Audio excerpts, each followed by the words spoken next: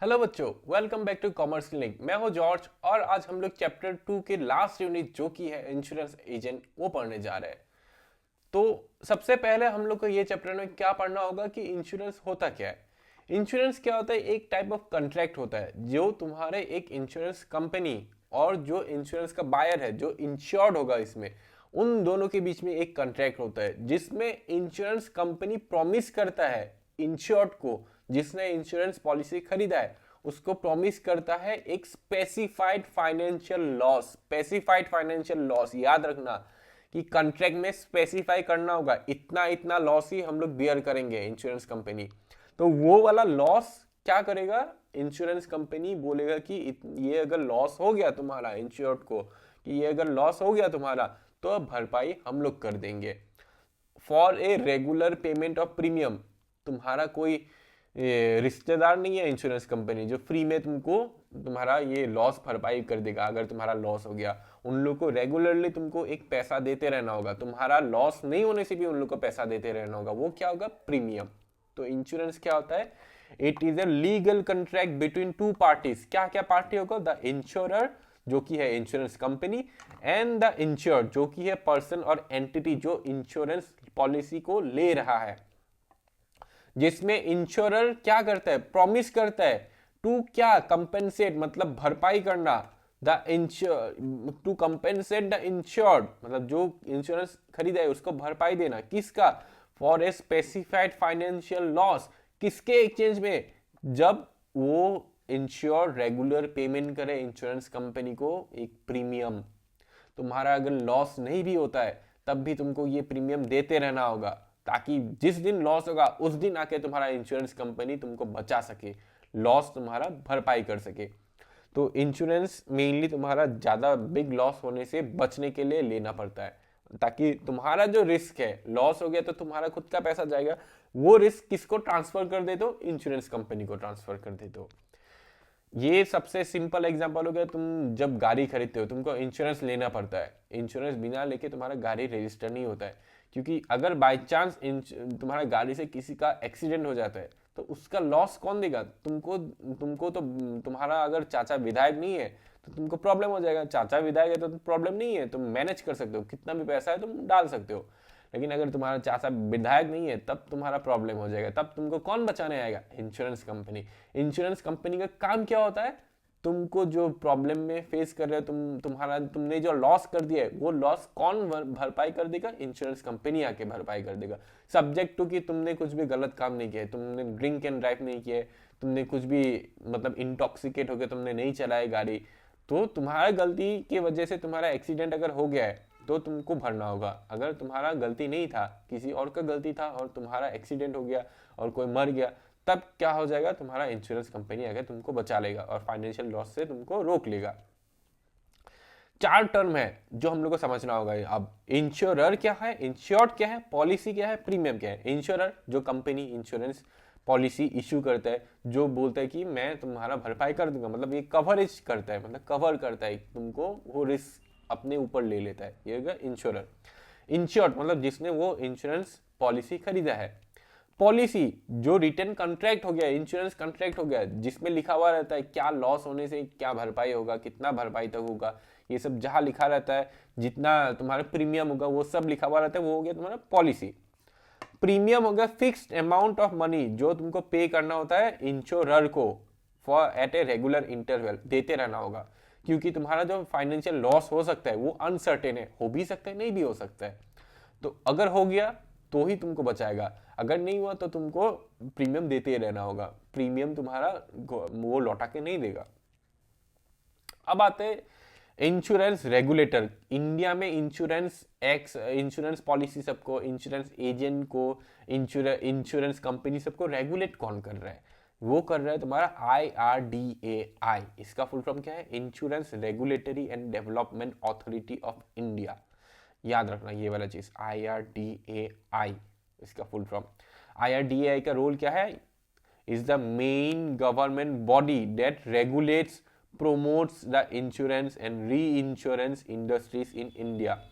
It protects the interest of policy holder, जो policy ली, जिसने policy लिया है, मतलब insurance insured, insured INSURED, insured जो पॉलिसी होल्डर है उसका इंटरेस्ट, मतलब उसको कोई धोखा ना दे, कोई इंश्योरेंस कंपनी धोखा सा गलती से कुछ भी उल्टा पुल्टा इंश्योरेंस पॉलिसी उसको सेल ना कर दे।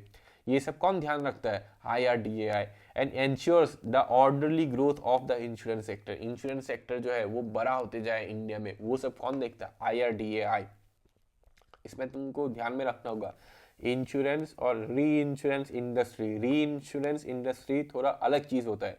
उसमें क्या होता है, एक इंश्योरेंस कंपनी अगर तुम्हारा ज्यादा इंश्योरेंस हो जाएगा तो वो क्या कर सकते हैं, दूसरे इंश्योरेंस कंपनी से वो खुद का इंश्योरेंस कर सकता है। तो वो सब तुम्हारा कॉम्प्लिकेटेड चीज है, री इंश्योरेंस हो गया वो चीज, वो सब में अंदर मत जाना अभी। तो ये वाला चीज ऐसे मैंने लिख के दिया था, ये इतना ध्यान मत रखना। कब ये IRDAI एस्टेब्लिश हुआ था? IRDAI was established as an autonomous body in the year of 2000। MCQ के लिए इंपॉर्टेंट है। अब आते हैं इंश्योरेंस एजेंट क्या है, जो चैप्टर का नाम था इंश्योरेंस एजेंट, वो पढ़ेंगे। अब इंश्योरेंस एजेंट क्या है? एक ट्रेन प्रोफेशनल है जो क्या है, इंटरमीडियरी, बीच का आदमी है, मिडिलमैन है, जो क्या करते हैं, नेगोशिएट करता है। ध्यान रखना, हम लोग ने लास्ट चैप्टर में हम लोग ने नेगोशिएबल इंस्ट्रूमेंट पढ़ा था। उसमें नेगोशिएशन का मीनिंग क्या, उसमें नेगोशिएबल का मीनिंग क्या था? ट्रांसफरेबल। यहाँ तुम्हारा ट्रांसफरेबल नहीं है, इधर मीनिंग क्या है? डिस्कस करना, डिस्कशन। नेगोशिएशन मतलब डिस्कशन। इधर क्या करते हैं इंश्योरेंस एजेंट, तुम्हारे साथ आके बैठ के बात करते हैं, डिस्कस करते हैं तुम्हारा क्या क्या प्रॉब्लम है, किसके लिए तुमको इंश्योरेंस चाहिए। तो ये सब क्या करते हैं, नेगोशिएट करता है, और कितना प्रीमियम होगा क्या नहीं होगा वो भी डिस्कस करते हैं। उसके बाद तुमको इंश्योरेंस पॉलिसी सेल करते हैं on behalf of the insurance company. Insurer, RER, insurer के बिहाफ में वो पॉलिसी सेल करता है तुमको आफ्टर लॉन्ग डिस्कशन, मतलब आफ्टर लॉन्ग नेगोशिएशन, कि कौन सा अच्छा होगा तुम्हारे लिए, वो डिस्कस करेगा, तुम्हारा बेनिफिट डीमेरिट सब देखेगा। उसके बाद वो जाके एक पॉलिसी सजेस्ट करेगा कि आपको ये पॉलिसी सूट करेगा और आप ये ले सकते हैं। ये वाला मैं बात कर रहा हूँ तुम्हारा मेनली, ये क्या बोलते हैं, जनरल इंश्योरेंस के लिए हम लोग बात कर रहे हैं। जनरल हम लोग का इंश्योरेंस दो टाइप का हो जाता है। इंश्योरेंस हम लोग का दो टाइप का होता है इंश्योरेंस, एक हो गया जनरल इंश्योरेंस, दूसरा हो गया लाइफ इंश्योरेंस। ये मेनली तुम्हारा कार हो गया, बाइक हो गया, फिर जाके तुम्हारा ये लार्ज ये तुम्हारा ये सब हो गया, लार्ज तुम्हारा फैक्ट्रीज हो गया, वो सब जब इंश्योरेंस करते हैं अपना फैक्ट्री, मतलब अपना फैक्ट्री का इंश्योरेंस करते हैं। फायर इंश्योरेंस हो गया, हाउस इंश्योरेंस हो गया, ये सब तुम्हारा किस में आ जाएगा, जनरल में आ जाएगा। जो लाइफ इंश्योरेंस है, अगर कोई मर जाए तब उसका कंपेंसेट करने के लिए उसका फैमिली मेंबर को जो पैसा मिलता है, वो सब किस में आता है, लाइफ इंश्योरेंस में आता है।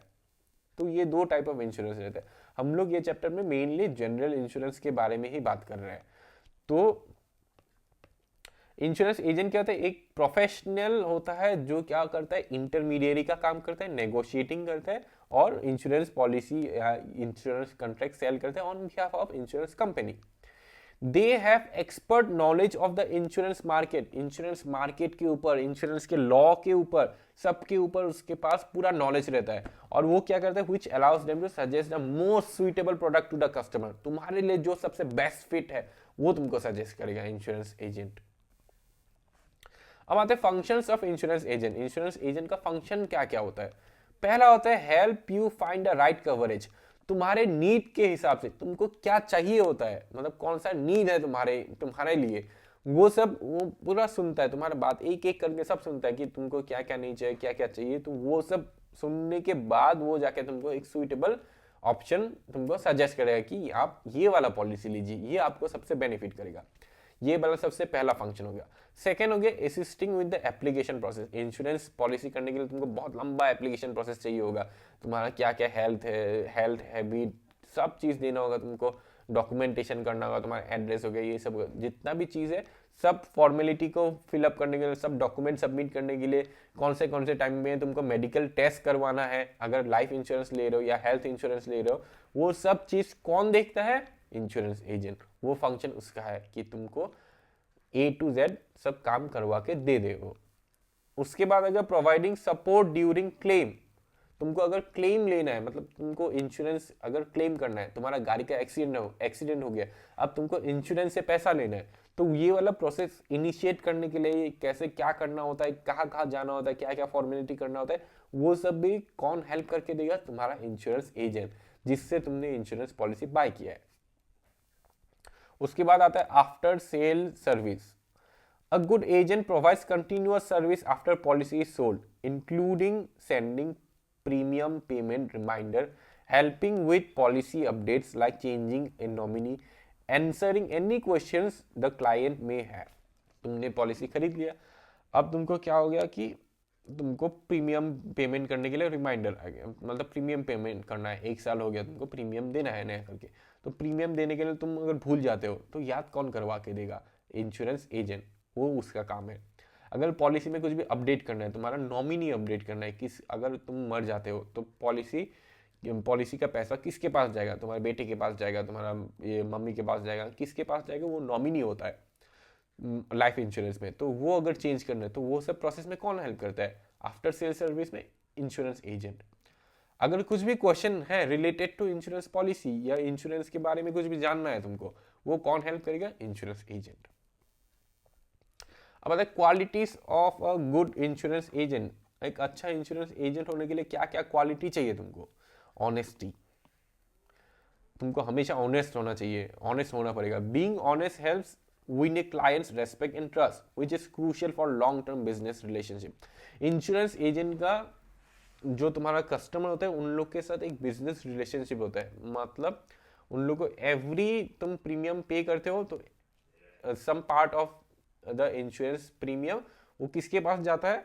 तुम्हारा इंश्योरेंस एजेंट के पास जाता है। ये तो अगर इंश्योरेंस तुम्हारा जो इंश्योर्ड है, मतलब पॉलिसी होल्डर है, वो अगर तुम्हारा इंश्योरेंस मतलब तुम्हारा बिहेवियर अच्छा नहीं है, अगर तुम डिसऑनेस्ट होते हो, उसको कुछ गलत पॉलिसी बेच दिया तुमने, मतलब एज ए इंश्योरेंस एजेंट होके, तो तुमको सेकेंड टाइम वो जाके प्रीमियम पे करेगा? नहीं करेगा, वो कंपनी ही चेंज कर लेगा, वो इंश्योरेंस एजेंट ही चेंज कर लेगा। तो तुम्हारा क्या हो गया? बिजनेस खत्म हो गया, तुमको इनकम नहीं होने वाला वो पॉलिसी होल्डर से, और जाके वो दूसरे दो जन को भी बोल देगा कि ये आदमी से तुम कभी इंश्योरेंस मत लेना, ये अच्छा नहीं है। तो वर्ड ऑफ माउथ भी तुम्हारा खराब हो गया कि तुम्हारा इमेज भी खराब होती जा रहा है। तो ऑनेस्टी सबसे इंपॉर्टेंट है इसमें इंश्योरेंस एजेंट बनने के लिए। और प्रोडक्ट के ऊपर वाइड नॉलेज होना चाहिए, सब प्रोडक्ट के ऊपर तुमको नॉलेज होना चाहिए, तभी ना जाके तुम बेस्ट सुइटेबल प्रोडक्ट सजेस्ट कर पाओगे पॉलिसी जो भी प्रोस्पेक्टिव कस्टमर है उन लोग को। Technical know-how. The insurance agent must understand the tax and legal aspect of the products they sell and how these products fit into a client's overall financial plan. Client को अगर tax बचाना है, कोई कोई इंश्योरेंस पॉलिसी होता है tax बचा भी सकता है वो, मतलब टैक्स लायबिलिटी कम भी कर सकता है। तो एज ए इंश्योरेंस एजेंट तुमको उतना आइडिया होना पड़ेगा, तुमको उतना मतलब नॉलेज होना पड़ेगा, टेक्निकल नॉलेज होना पड़ेगा कि कौन से पॉलिसी लेने से किस बंदे को ज़्यादा फायदा है, तो वो सब सजेस्ट करना होगा, तभी तुमको एक गुड इंश्योरेंस एजेंट बोला जाएगा। Puts the clients need first, क्योंकि इंश्योरेंस बेचने से उसको प्रॉफिट होगा, उसको प्रॉफिट को साइड में रख के क्लाइंट का जो नीड है उसको ज़्यादा फोकस करना होगा। अगर क्लाइंट का नीड में ज़्यादा फोकस करते हो तुम्हारे खुद के प्रॉफिट को साइड में रख के, तो क्या होगा? क्लाइंट के साथ एक ट्रस्ट बिल्ड होगा, उससे क्या होगा? एक लॉन्ग टर्म तुम्हारा रिलेशनशिप बन जाएगा कस्टमर के साथ, तो वैसे तुमको ज़्यादा बिजनेस मिलेगा, रेफरल मिल जाएगा, रेफरल से भी तुमको बिजनेस मिल जाएगा, मतलब वो बंदा जाके किसी और को बोलेगा कि ये बंदा बहुत अच्छा है, ये इंश्योरेंस एजेंट बहुत अच्छा है, इससे तुम इंश्योरेंस कर सकते हो, वैसे तुमको बिजनेस मिलेगा। अगर तुम अपने नीड के लिए अपने नीड को ज़्यादा फोकस करते हो, अपने प्रॉफिट को, और उसको ज़्यादा प्रॉफिट रहने वाला एक पॉलिसी मतलब सौंप देते हो जिसमें तुम्हारा प्रॉफिट ज़्यादा है लेकिन कस्टमर का नीड उसमें फुलफिल नहीं हो रहा है, तब जाके वो बोलेगा क्या? किसी को नहीं बोलेगा। तो वैसे तुम्हारा रिलेशनशिप खराब हो जाएगा, तुमको रेफरल भी कम मिलने लगेगा। लास्ट कैरेक्टरिस्टिक क्या है? एक अच्छा लास्ट क्वालिटी क्या है? तुम्हारा गुड कस्टमर सर्विस, कस्टमर को अच्छा सर्विस देना ताकि कस्टमर हैप्पी रहे और reassured if they can easily get in touch, मतलब तुमको एक कॉल में तुमको पिकअप करना है तुम्हारा, ताकि कस्टमर को लगे कि ये बंदा बहुत अच्छे से रेस्पॉन्ड करता है, टाइमली रेस्पॉन्ड करता है, कॉल सबका आंसर देता है, जो भी प्रॉब्लम्स है जो भी इंक्वायरी है वो मतलब सॉल्व कर देता है टाइम टू टाइम। अब आता है types of insurance agent. Insurance agent का दो टाइप होता है, एक होता है इंडिपेंडेंट एजेंट, दूसरा होता है कैप्टिव एजेंट। इंडिपेंडेंट एजेंट मतलब हो गया तुम्हारा, सिंपल भाषा में समझ लो, वो इंडिपेंडेंटली हर कंपनी का पॉलिसी तुमको सेल कर सकता है। वो किसी कंपनी के अंदर में काम नहीं करता है, उसको उसके पास जाओ, वो प्राइवेटली काम करता है, वो तुमको अलग अलग कंपनी का पॉलिसी, मतलब वैरायटी ऑफ पॉलिसी दे देगा कि इस कंपनी का ये है, इसका ये है, तो तुमको उसमें सिलेक्ट कर सकते हो। बहुत ज़्यादा कलेक्शन रहता है उसके पास, वहाँ से तुम सिलेक्ट कर सकते हो। और कैप्टिव मतलब होता है वो एक कंपनी, इंश्योरेंस कंपनी के अंदर में काम करता है और उसी इंश्योरेंस कंपनी का जितना पॉलिसी है वही तुमको सजेस्ट करेगा और उसको एक फिक्स सैलरी मिलता है, उसके साथ साथ उसको प्रीमियम भी मिलता है। प्रीमियम से उसको एक छोटा सा कट भी मिलता है, मतलब छोटा सा पैसा भी मिलता है, जितना प्रीमियम देगा उसका पॉलिसी होल्डर सब, मतलब उसका क्लाइंट सब। इंडिपेंडेंट एजेंट में क्या होता है, उन लोग के पास तुम्हारा सैलरी नहीं रहता है, कोई भी कंपनी उन लोग को सैलरी नहीं देता है, सिर्फ उन लोग को कमीशन देता है उन लोग का जो पॉलिसी होल्डर है उसका प्रीमियम से। तो फटाफट हम लोग पढ़ लेते हैं। Sales policy from several different insurance agents, independent agent, ये तो पता चल गया। Works exclusively for one specific insurance company, ये भी पता चल गया। पेमेंट मेथड क्या रहता है, रिसीव्स ओनली कमीशन, इसमें क्या होता है, सैलरी मिलता है साथ ही साथ उसको कमीशन भी मिलता है।